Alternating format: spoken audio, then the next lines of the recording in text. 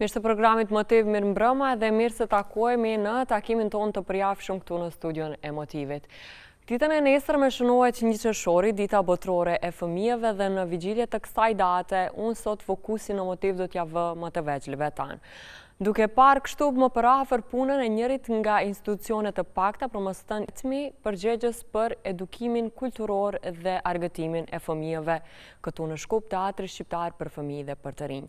Pas një viti me dyer të mbyllura, teatri rikthehet për më të veçlit dhe rikthehet me risi, por rikthehet edhe me dashurinë e madhe të fëmijëve. Për të folur për rëndësinë e kujdesit institucional ndaj fëmijëve, do të flasim sot me drejtoreshën Zarie Jonuzi Xhaka. Mirë se erdhe Xhaka. Mirë se erdhe në studio. Ta harrova mbiemrin e dytë më duket. Zarie Jonuzi Çeliku. Mirë se erdhe në studion e Motivit. Kënaqësi. Mirë se të gjeta. Gëzimi madh që teatri rihapi dyert, gëzimi madh që u kthyen fytyrat e bukura të fëmijëve në atë sallë, një sallë e rëndësishme sepse shumë nga ne fëmijët e Shkupit i kemi kujtimet më të bukura të fëmirisë aty. U rikthye teatri, si e pritën fëmijët këtë rikthim? Fëmijët jo vetëm se kanë pritur me gëzimin dhe me lumturinë më të madhe, mirë po edhe përpara se të kthehemi, nuk kanë munguar pyetjet ose telefonatat ose kur kam shkuar te shkolla e vajzës, kur e keni shfaqjen, kur do të vim të shohim shfaqjen. Domethënë interesimi ka qenë gjatë gjithë asaj kohës kur ky teatr ka qenë si them në një vdekje klinike. Dhe më pastaj padyshim që s'ka munguar euforia e gjithë fëmijëve se kur janë shfaqjet, kur të vim vizitojmë teatrin, ndjekim shfaqjet edhe kështu me radhë. Sinqerisht jemi gëzuar shumë, edhe unë jam gëzuar kështu si them në maksimum edhe kam përjetuar shumë mirë sepse vërtet u bë një kohë gjatë që ne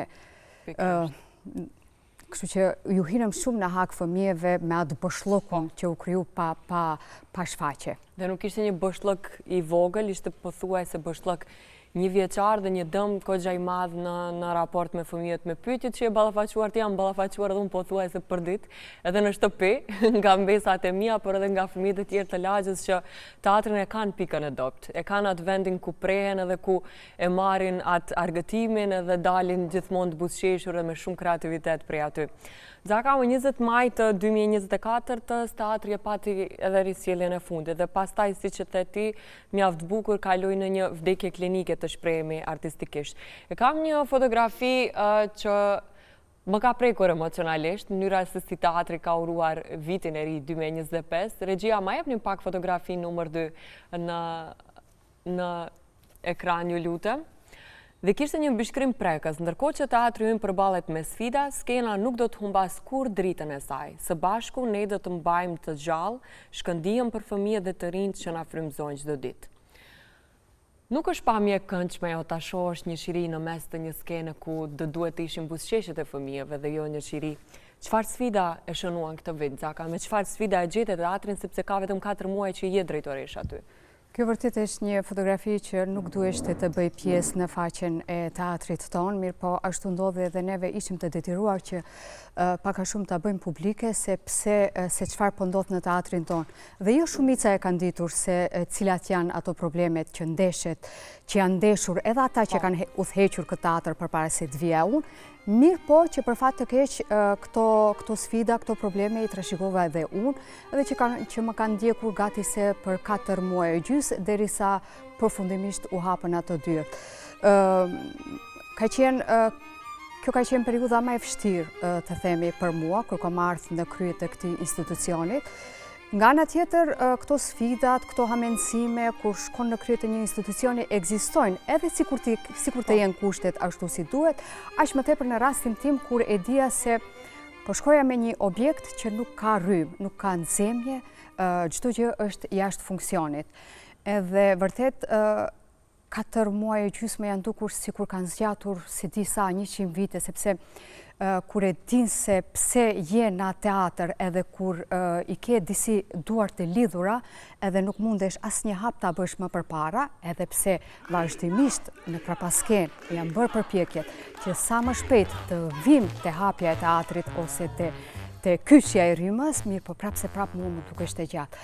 Pastaj në shtetin tonë, në vendin tonë, dihet se si shkojnë punët, nuk shkojnë ashtu si mendojmë ne që të shkojnë vaj. Çdo institucion, çdo përgjegjës të tjerë që duhet përgjigjen sepse ka ardhur puna janë të gërshetuar njëri me tjetrin. Edhe pse doja një përgjigje sa më shpejt. Dhe mund të them me gojën plot se kjo ka qenë arsyeja që unë ta kem hamendësimin më të madh përpara se të vija në krye të këtij institucionit. Dhe disi kam kërkuar një lloj garance, do hapen dyert, a do funksionojmë ashtu siç kemi funksionuar. Erdhi deri te ky moment i shumë pritur, edhe pse më duk pak sa i zgjatur, por shqyr që erdhëm. Edhe tani po vazhdojmë të rregullojmë edhe punë të tjera që asesi mos vijë edhe një herë ashtu siç ka qenë, edhe ose të vazhdohet me avazin e vjetër.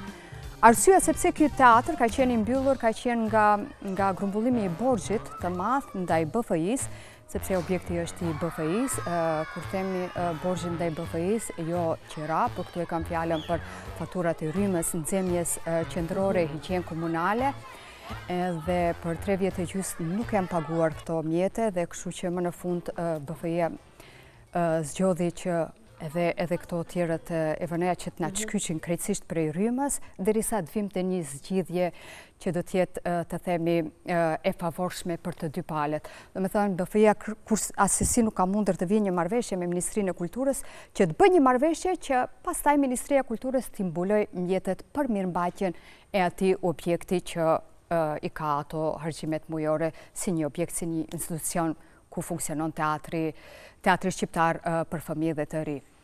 Gjaka në këtë moment, ajo çfarë gjithkujt do t'i interesonte është kjo një zgjidhje afatgjate. A është zgjidhur problemin afatgjate, apo prap do të mund të përballen fëmijët me një derë të mbyllur kur trokasin tek teatri?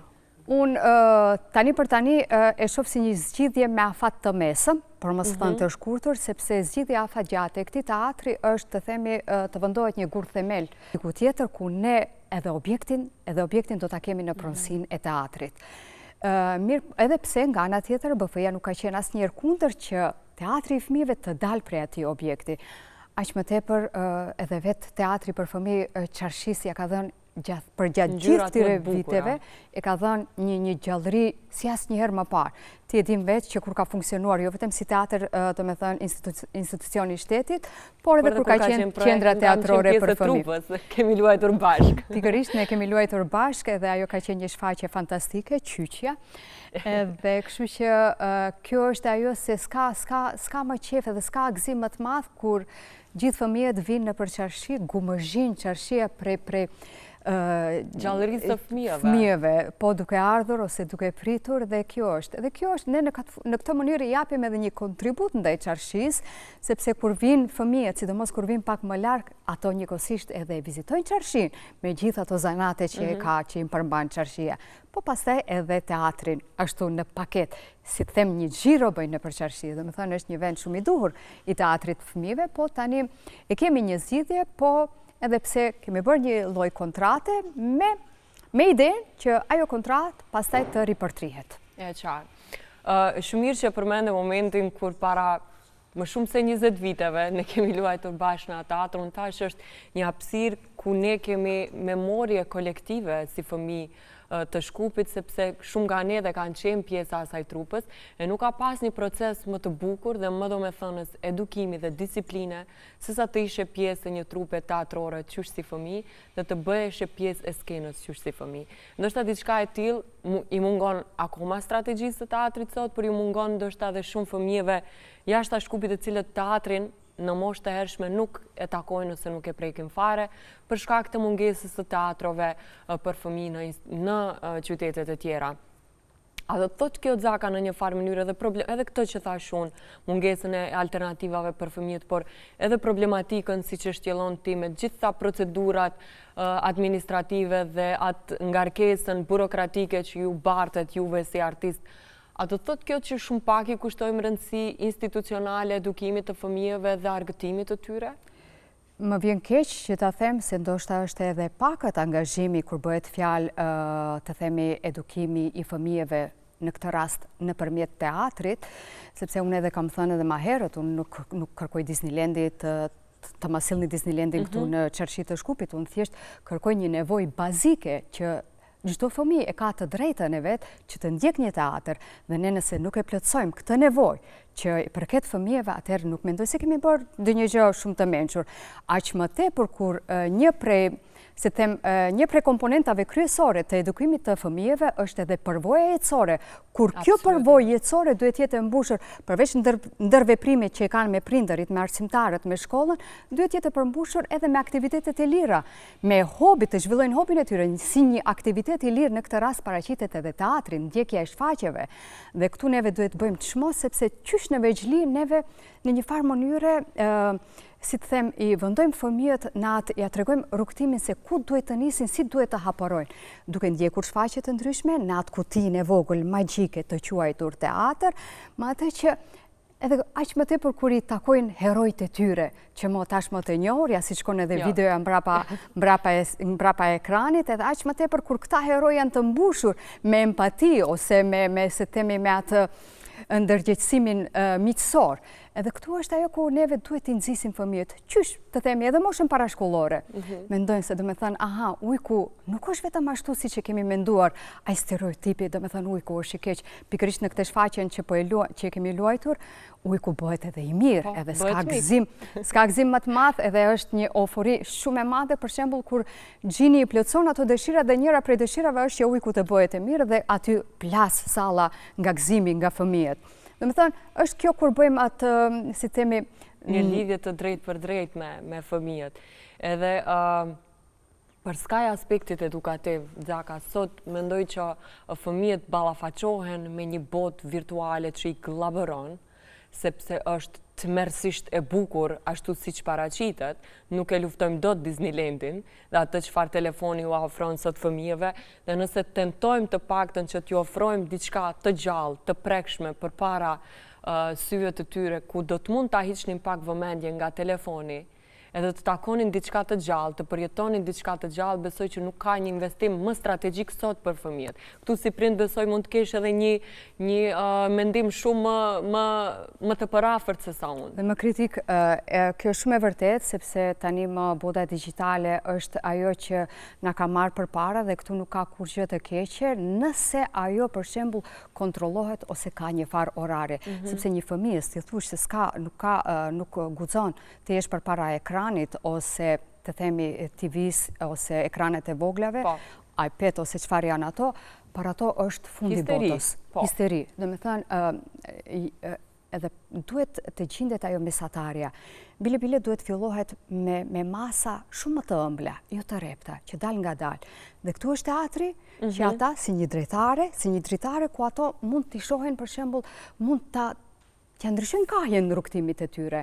Se vërtet, çdo gjë që shohin në ekran është aq e gatshme, pa mos me nxitur asgjë në kreative dhe imagjinare, sepse çdo gjë është e gatshme, aq më tepër videot e shkurtra me plot ngjyrë, mirë po prapë shumë artificiale, edhe shumë, si të themi, krijon atë fëmijën parazit në kuptimin e asaj që duhet të zhvilloj për brenda.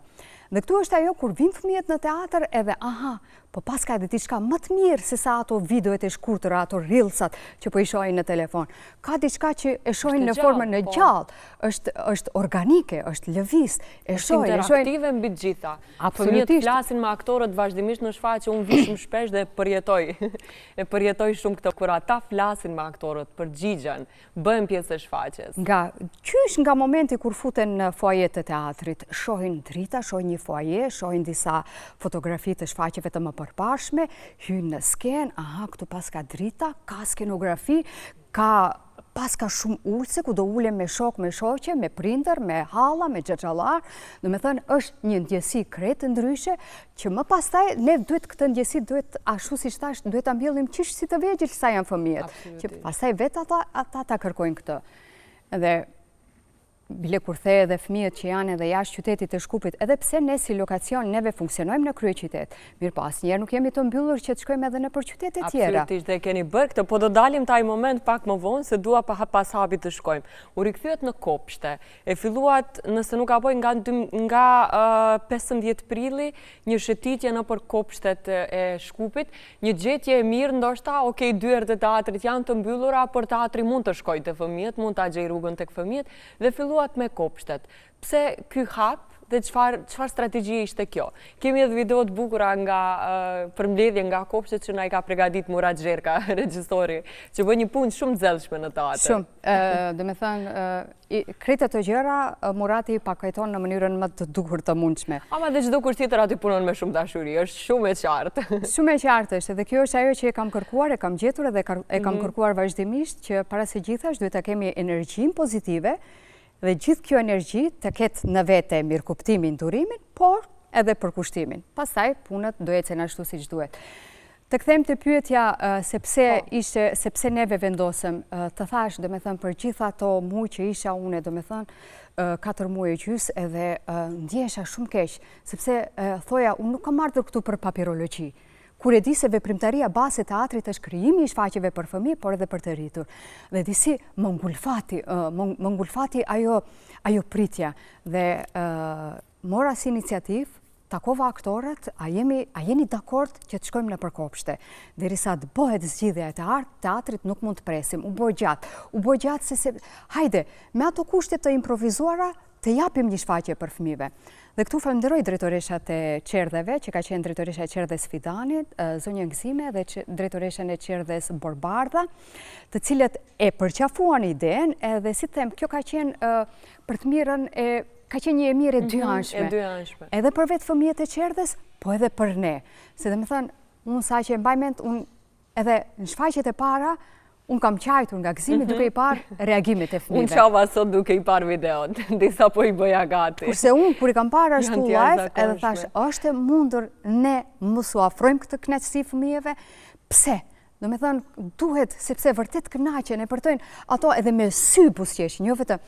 Edhe kështu që gjatë atyre kemi pasur në dikundi 7 shfaqje dhe kanë ndjekur dikundi të themi 530 fëmijë e kanë ndjekur Pinokun dhe Kosulluqen, vetëm në qerdhe, Pinokun dhe Kosulluqen në kërkim të llambës magjike të Aladinit. Edhe ka qenë edhe shfaqje interaktive, edhe sigur edhe vetë fëmijët u bën pjesë e shfaqjes, për shembull, asnjëherë nuk mungonin kur pyetnin ato personazhet ku shkoi ujku, të gjithë kyçeshin andej, s'ka gëzim më të madh bëjnë vetë pjesë e shfaqjes.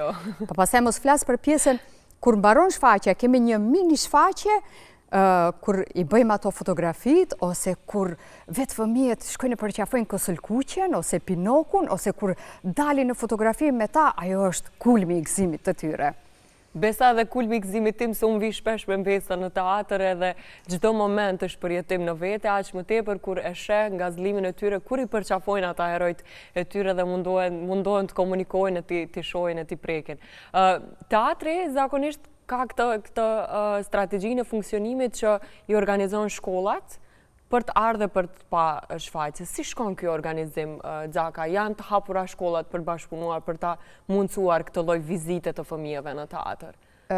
Shkollat janë shumë të hapura, edhe mezi e kam pritur që neve të të rifillojmë, të rikthehemi me këto shfaqje, sepse aq më tepër ti vetë e din edhe kur ke luajtur te shfaqje, neve këtë e kemi pasur edhe kur ka qenë si qendër teatrore për fëmijë, po pastaj ka vazhduar kjo avas dhe vërtet ka funksionuar.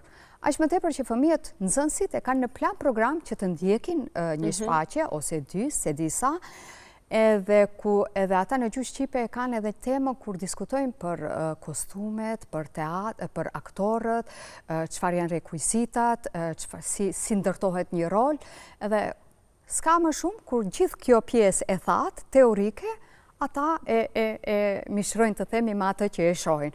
Edhe atëherë pazuja atyre tamam bashkohet dhe kanë idenë e qartë se si arrim ose si funksionon teatri. Edhe kemi funksionuar shumë mirë dhe kjo, të them tani, ne kemi pasur 10 ditë rresht shfaqje, 2 javë të plota. Sa do kudo jemi munduar t'i përfshim shkollat edhe me një, si them, jo me një nxitim, me një shpejtësi, sepse vjen edhe qershori, pastaj ata edhe lshohen për pushime. Mirë, po kemi hasur në shumë mirë kuptim për gjithë atyre, edhe sa që mu më vjen keq, sepse janë lajmëruar edhe disa klasat që nuk kanë qenë, mirë, po i kemi thënë, unë nuk i haroj, vazhdimisht marr shënime, asnjëherë nuk dua të lë ose një klasë ose një nxënës, aq më tepër edhe kur e shoh atë interesin e madh nga ana e mësueseve, se thëm këtu shumë mirë. Akoma më bukur. Akoma më bukur kur vetë mësuesja interesohet, thot, fëmijët s'kam parë teatr, edhe thot, është bërë klasa e 4 edhe nuk ka ardhur ende në teatr, unë them, ke shumë drejt, e vërtet. Po do bëjmë çmos tani kur do fillojmë me risjelljen e shfaqjeve në shtator, aq më tepër ku do sjellim edhe projekte të reja. Unë them nuk ka publik më të bukur se sa publiku i teatrit për fëmijë, sepse më i sinqert. Është i sinqert, është i dashur, vjen me shumë dashuri, vjen me shumë gëzim aty, nuk bezdise në mes të shfaqjes, janë vazhdimisht aktiv, edhe kur dalin pastaj i ndajnë komentet, reklamën që e bëjnë ata në mesin e fëmijëve nuk e bën askush. Madje këtë e kam përfshirë edhe me një status edhe tani mbarqe edhe them, ha, ju pëlqeu shfaqja? Edhe një vajzë, ende kështu e fascinume për jemi knaq. Jom knaq,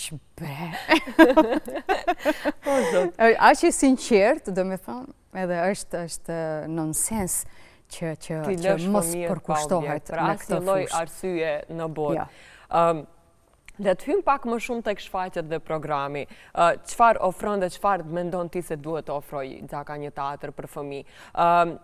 Aktualisht ka shetitur shfaqja Kozulkuqja dhe Pinoku në kërkim të llampës së Aladinit. S'ka më mrekulli, gjithë herojt në një shfaqje, të përmbledhur në një dhe mesazhet shumë edukative, shumë të bukura. Pastaj është shfaqja Familja Adams, një shfaqje ndoshta për një moshë pak më tinejdxhere, do thoja, me trotinet në përbot, edhe kjo një shfaqje për fëmijë, por me një mesazh shumë të bukur se sa duhet fëmijët sot të kenë një raport sa më të hapur me prindrit, dhe shfaqja Krokodilit që njëjtë është për një moshë pak më adoleshente.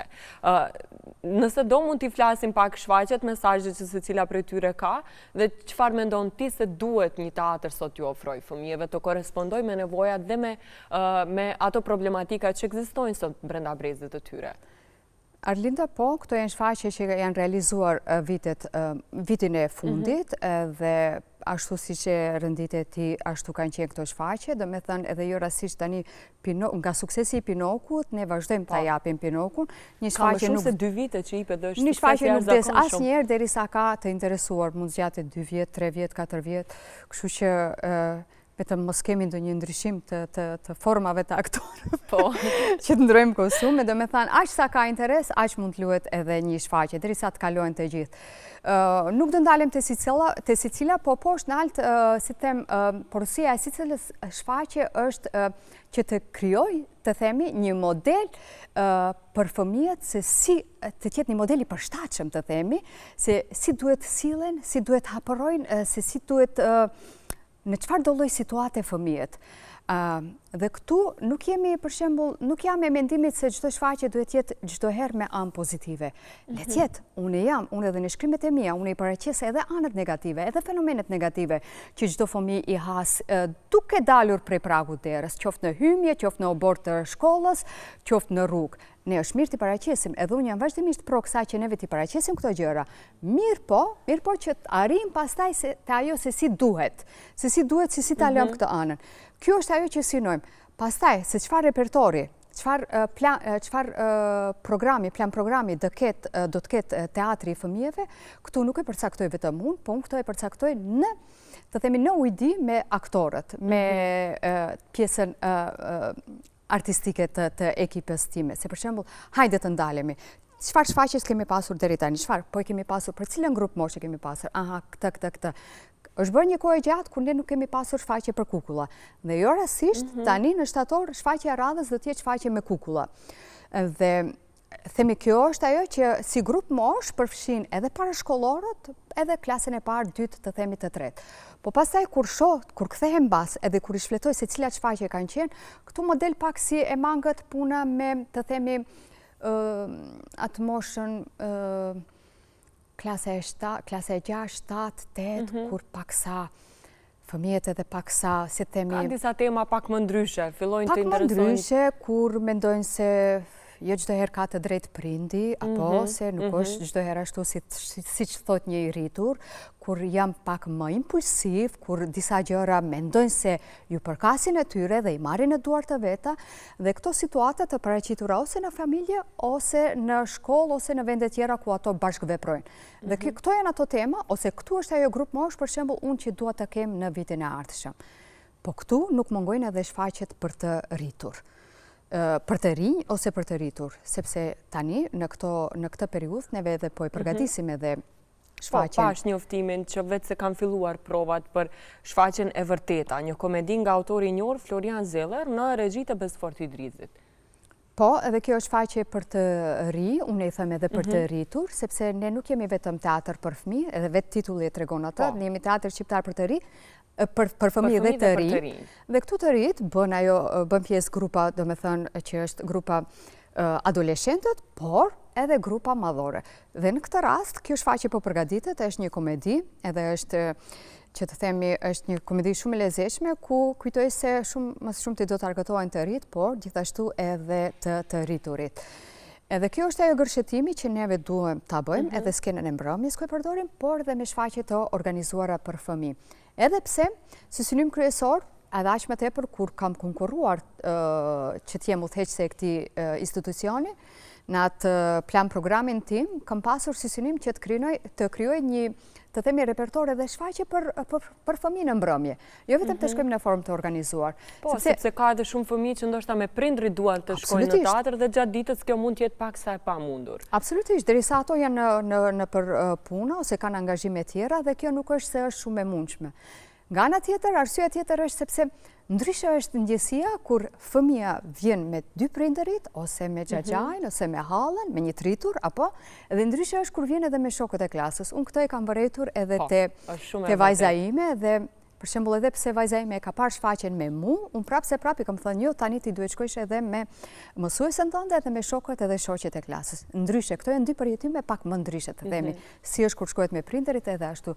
Dhe kështu dal nga dal ta pasurojmë atë që, sepse nga ana tjetër kemi edhe shumë tema që i prekin edhe fëmijët njëkohësisht, edhe prindërit. Shumë e saktë. Aq më tepër kur unë kam luajtur me një shfaqje të tillë, Elin, kjo prap do dalim te koha që përmende ti përpara 20 viteve, që ka bërë fjalë pikërisht për konfliktin ndërmjet prindërve, edhe si për shembull ky konflikt reflektohet te fëmia dhe si pastaj fëmia mbas gjitha tymve acarimeve të bërtiturave anave fillon të krijojë një mik imagjinar, një shok imagjinar. Do të thonë se sa e tmerrshme është që ne të rriturit ndonjëherë harrojmë ose harrojmë të ndalemi edhe të shohim se si dukemi neve, si dukemi jashtë ose si dukemi nga një fëmijë kur ngecën diçka ose kur. Do të thonë është një mësim të jetë i bukur edhe për prindërit. Edhe tematik shumë e rëndësishme marr parasysh dinamikat sociale sot. Besoj që edhe teatri në këtë rast duhet t'i përgjigjesh edhe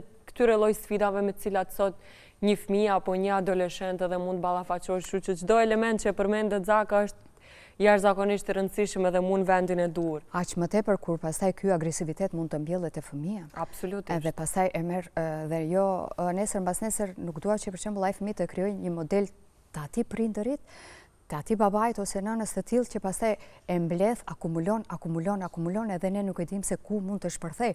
Do të thënë, këtu është ai drejtimi ku ne nëpërmjet teatrit dëshirojmë t'i japim qoftë fëmijës, qoftë prindërve. Ndaluni pak, nuk duhet i vrapojmë gjithë punët, por më rëndësi është njerë të edukojmë, t'i japim mirëqenia familjare, harmonia, ta vendojmë në rrugën e duhur, që më pastaj ani se na ikën diçka, sepse s'ka gjë më të rëndësishme se ky edukim e fëmijës, sepse disa gjëra që harrojmë ndoshta na duken më të rëndësishme, por prioritet është fëmia dhe edukimi. Gjitha kjo që folëm deri tani, deri në këto momente, Zaka është një përshkrim shumë thelbësori rëndësisë që teatri ka, jo vetëm për edukimin, por edhe për argëtimin dhe për një mirëqenie emocionale më të mirë të fëmijët sot.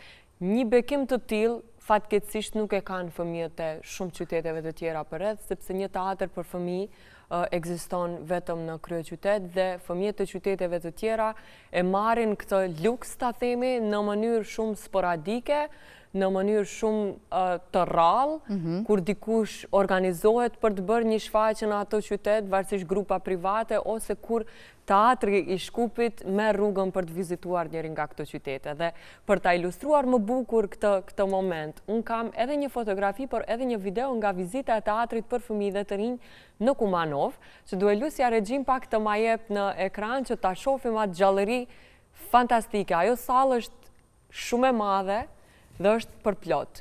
Zakonisht eventet për të rritur nuk mbushen kaq shumë. Zaka, ne dim se sa problem është jeta kulturore në vendin tonë për ta sjellë publikun, por shifni çfarë ndodh kur bëhet fjalë për fëmijët. Shifni çfarë kurioziteti fantastik kanë ata. Në parapavi do të shkon edhe videoja nga vizita e teatrit në Kumanov, një energji e jashtëzakonshme. Sa e rëndësishme Zaka që të dilni edhe nga Shkupi dhe t'ja ofroni këtë bekim edhe fëmijëve të tjerë. Unë këtu do përmendi dy gjëra, edhe atë që me vetë faktin, prap do të kaloj të plan programi ose të programi kur kam konkuruar dhe një presionimeve të mia ka qenë pikërisht edhe kjo pikë. Nëse fëmia nuk mund të vijë te teatri do të shkojë te fëmia. Edhe pikërisht në këto vende, në këto qytete, sidomos në vendet rurale, kur nuk i kanë mundësit, nuk i kanë kushtet, edhe them se do të bëjt çmos që ne si teatr të shkojmë. Sepse çfarë faj ka bërë ai fëmia që nuk mund ta ndjek, që nuk mund ta shohë një shfaqje, siç e ka parë për shembull moshatari i tij që jeton në Shkup, në Tetov ose në vende tjera ku kemi një frekuencë të shfaqjeve të fëmijëve ose të teatrove. Kjo është ajo që dua t'i rimbas dhe dua t'a përmbush me çdo kusht që neve të vizitojmë edhe sidomos vendet rurale ku shumë pak ose shumë rrallë ndjekin aktivitete kulturore argëtuese këta fëmijë. Pastaj unë do përmend edhe një shembull kur kam luajtur këto shfaqjet më përpara, ne kemi luajtur, kjo ka qenë edhe unë ende prekem prej kësaj, edhe mbaj mend, më duket se nuk do e harroj asnjëherë, ka qenë diku para 15 viteve, bashkë me Besfortin kemi luajtur një shfaqje si ta mbrojmë ambientin jetësor, edhe një prej datave që duhej të shkonim neve ishim në një katun të Velesit. Dhe Arlinda ka qenë një pamje aq e mrekullueshme sa që një vend malor, ecim derisa edhe kur u hap një pamje, paksa e rafësht edhe e shohim shkollën. Shkolla, si them, shkolla një kaqe, një objekt një katesh me ato kushte që i kanë. Edhe vetëm në një moment ne e shohim arsimtarin që ka dalë me 20 nxënësit jo brenda në klasë, dhe me thonë na presin për jashtë, për gëzimit madh. Edhe kur jemi afruar dhe kur kemi zbritur prej furgonit edhe fjalia e parë që ka thënë ky arsimtar ka thënë ne jemi të bekuar prej Zotit që ju sot për ne do të luanin një shfaqje. Edhe unë aq shumë jam prekur, do me thënë, edhe aq shumë njëkohësisht edhe e kënaqur që një farë mënyre ju a kemi mundësuar që edhe atyre, në atë vend, në atë katun, të shohin një shfaqje. Edhe kjo është ajo, edhe e kisha bërë me qefin më të madh, edhe këtu do kisha kërkuar përkrahjen edhe institucionale, të disa institucioneve, që neve ta kemi edhe atë anën financiare që të udhtojmë në për disa vende. Sepse nuk është se kërkojmë dhe një luks. Nuk është e pamundur. Nuk është e pamundur. Është një nevojë bazike për fëmijët, edhe ne këtë me shumë pak mund të ofrojmë fëmijëve. Çfarë ndihme do të ishte e dur në kësi raste, për të realizuar këtë element, Zaka, ta qartësojmë? Po nuk është se çdo herë, për shembull, neve do jemi të mbuluar nga Ministria e Financës, e Kulturës. Kur përmendim mjetët, na shkon mendja më njëherë te Ministria e Financës. Nuk është se, për shembull, çdo herë neve jemi të mbuluar nga Ministria e Kulturës. Kemi një buxhet të caktuar. Aq më pak kur ne nuk jemi organ institucion buxhetar, jemi organ në përbërje. Dhe neve jemi paguajnë kur vinë në teatr. Absolutisht, jo, paguajnë, e kemi neve, paguajnë edhe biletën. Por, për t'i bërë udhëtimet, neve na duhet të themi edhe diçka pak më shumë. Dhe këtu, neve jo se nuk do bëjmë kërkesë, ne bëjmë kërkesë, edhe kam ndërmend që për shembull të bëjmë kërkesë te Ministria e Kulturës, po jo çdo herë neve na mundsohet ajo sumë që e kërkojmë. Edhe pse është në limite, Dhe çdo herë me arsyetimin se s'ka buxhet, këto jemi mësuar pak si më shpesh t'i ndëgjojmë. Dhe këtu në këtë rast kemi për shembull në këtë rast kishin ndihmuar donacione të ndryshme. Që neve të përfshim sa më shumë vende që të udhtojmë, gjithandej të themi të bëjmë një mini turne edhe t'i përfshim sa më shumë fëmijë. Kishte një ftesë gjatë tyre ditëve për regjisorët që të dorëzojnë në propozim projektet e tyre për vitin 2026. Edhe ky është një moment shumë i rëndësishëm sepse këtu realisht përgatitet ajo çfarë do t'i pres fëmijët në vitin pasues. Cili është vizioni yt si drejtuese në këtë drejtim? Çfarë tema ose ku do t'jenë ato pikat e interesit që regjisorët e rinj ndoshta edhe mund t'i kenë parasysh për të konkuruar? Po, kjo është ajo që e përmenda pak më parë, do me thënë neve shohim bashkë me aktorët ajo që temat që na mungojnë dhe shfaqet për cilat grup mosha na mungojnë. Do me thënë, ne njerë bashkarisht e dërgojmë ujnë ati ku duam të dërgojmë, që pas taj varësisht prej produkteve, prej materialeve, që do të na dërgojnë të themi regjisorët, neve e kemi se ku do kapemi ose si edhe pastaj edhe bordi, këshillion, dhe kalojmë varësisht prej neve se që kemi vendosur, është përfundimi. Lexojmë materialet, gjithë materialet që i kanë tekstet ose materialet ose sinopsisin që i kanë dërguar të shfaqjes, dhe aty ku mendojmë se ka nevojë teatri on edhe se çfarë duhet të paraqesim, kujtoj se ato do të kalojnë. Edhe pse kjo është filtri i parë, edhe pse më pastaj neve duhet të dërgojmë te Ministria e Kulturës, pastaj varësisht sa buxhet do të ndaj Ministria e Kulturës. Sepse ka regjisor për shembull me një buxhet që do ta ndaj Ministria e Kulturës, mund edhe të tërhiqet,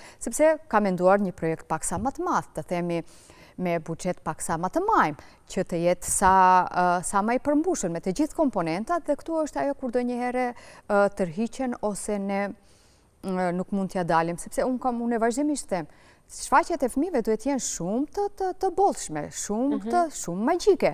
Dhe për të qenë të bollshme, magjike, duhet kemi një buxhet. Çdo komponente ka rëndësinë e vet. Qoftë skenografi, qoftë kostume, qoftë drita, do të thënë janë mëset e nevojshme ose për gjëra tjera.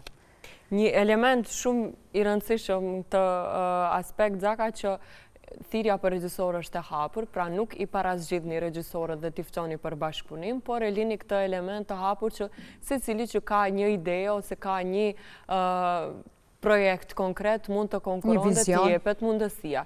Kështu që në këtë aspekt një strategji shumë e mirë për t'i dhënë mundësi edhe regjisorëve të rinj. Absolutisht. Pse jo. Zaka, çfarë ka plane më të përafërta? Do të vijojnë, besoj, rishfaqjet për fëmijët deri në kur përfundon realisht viti shkollor. Po, si që the në hapje të emisionit, pra jemi në prag të 2 qershorit, ditës fëmijëve, dhe ne kemi shfaqjen. 2 qershori në fakt i bie nesër të diellën, kurse ne të hënën, me që është ditë jo pune, kurse me 2 qershor të hënën e kemi shfaqjen përsëri, kemi shfaqjen Pinoku dhe Kësulkuqja në kërkim të llambës magjike të Aladinit, mirë po këtë rast e kemi për fëmijë dhe prindër. Për të rritur dhe e kemi në paka shumë në orët e, jo shumë në mbrëmjes, po e kemi në orën 18, ku vetëm se më kam bërë rezervimet në përmjet mailit edhe telefonit tonë, dhe kështu që paka shumë t'i japim një rëndësi kësaj dite, ashtë sa kemi mundur. Uroj që kjo të shkoj bukur e pastaj të hapet mundësia që të reprizohet akoma më shpesh edhe në këto orar që të ketë më shumë fëmijë që do të mund ta shohin. Pse jo, mbas të vinë nga qytetet të tjera me prindërit e tyre dhe ta shohin shfaqjen. Zaka, folëm gjëre gjatë për diçka që u nis si problematik, por që përfundimin gjithmonë ka të bukur, sepse kur flasim për fëmijët dhe për alternativat që krijojmë për ta, nuk ka se si të mungojë e bukura edhe ai emocioni i këndshëm, por edhe ato buzëqeshjet e tyre në ekran. Të falenderoj shumë që ndave kohën sot për ne dhe uroj që asnjëherë ajo derë të mos mbyllet më. Uroj edhe unë. Faleminderit shumë për hapësirën, Arlinda. Ishte kënaqësi. Miq të dashur të programit Motiv, ne do të takojmë sërish javën e ardhshme. Mirupafshim.